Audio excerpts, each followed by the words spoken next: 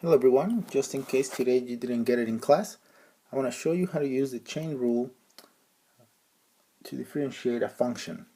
So first we have to write our function.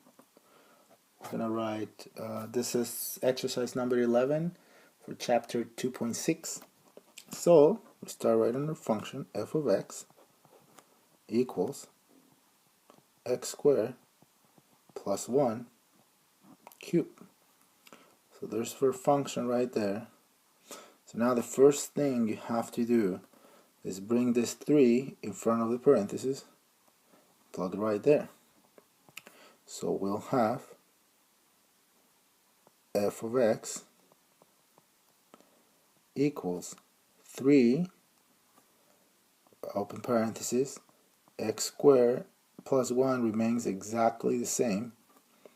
And then we're going to subtract -1 from the exponent. And yes, it is always -1 from the exponent, so keep that in mind, don't forget. So we're going to have square right there. Then we have to find the first derivative out of this term right there, and we multiply times the whole parenthesis.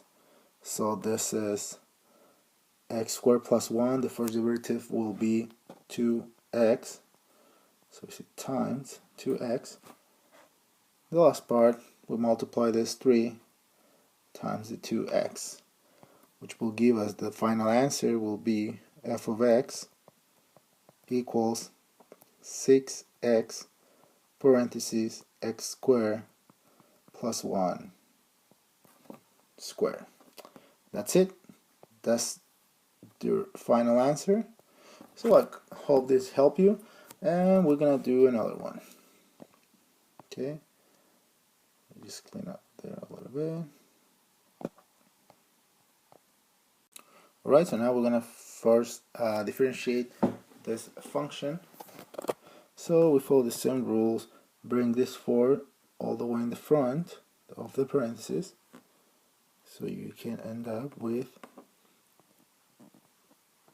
h of z equals to 4 parentheses. Remember that the part inside the parentheses always remain the same. So bring all the terms, careful your sign, and we're gonna subtract again -1 out of that exponent, and that'll become cube. Okay, now we're gonna do more space there. So we need to get this times the first derivative of this term right here. So we multiply this 2 times the 3. So we say 2 times 3 is 6. Z, we subtract -1 out of that, and we're gonna end up with just 1z. Then we multiply 5 times 1, which is the derivative of the variable is always 1, so it's gonna be just -5.